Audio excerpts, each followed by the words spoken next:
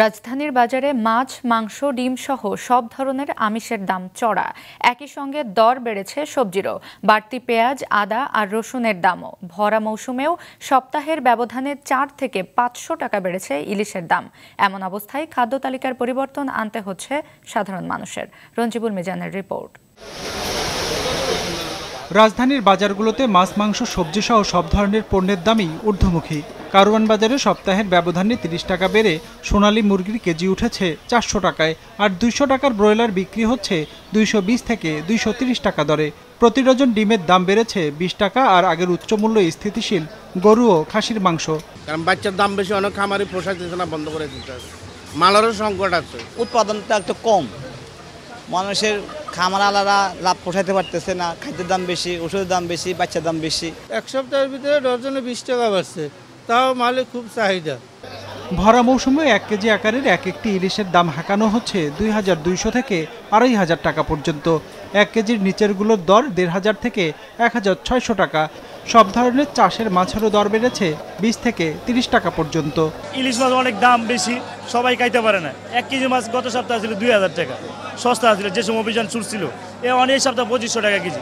কয় বেটা কিনতে খাইতে পারবো বলেন আপনার? ইলিশ মাছ যে দাম, এদের আমাদের দেশীয় পণ্য, কিন্তু অথচ আমরা কিনে খেতে পারতেছি না। আগে কালকে আছে 20 গাড়ি, আজকে আছে 10 গাড়ি লুই মাছের গাড়ি। এটা লাশাইয়ের মাছ, এই জন্য মাছের দাম একটু বাড়তি।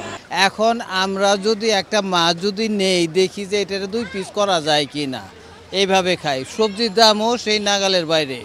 কেজিতে 5 থেকে 10 টাকা বেড়েছে সব ধরনের সবজির দাম। আকার ও মানভেদে প্রতি কেজি বেগুনের দাম উঠেছে 100 থেকে 110 টাকা।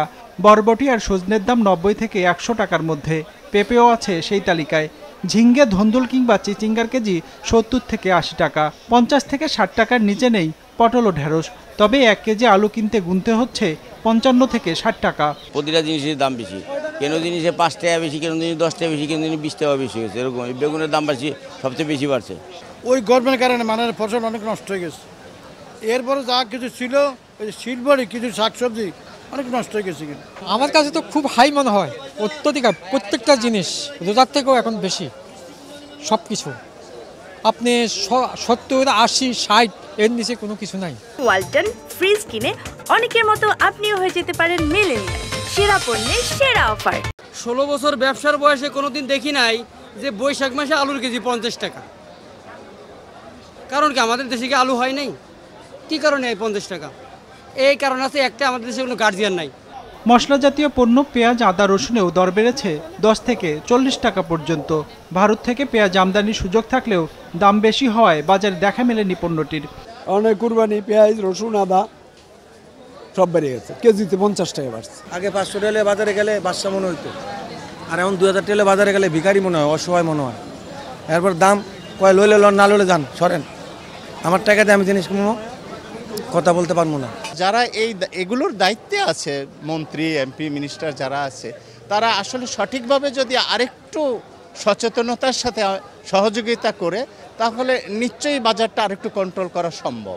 এদিকে চাল, ডাল, আটা, ময়দা, চিনি ও তেলের মতো নিত্য প্রয়োজনীয় পণ্যের দামও উচ্চমূল্য স্থিতিশীল রয়েছে। রঞ্জিবুল মিজান, মাছরাঙা সংবাদ, ঢাকা।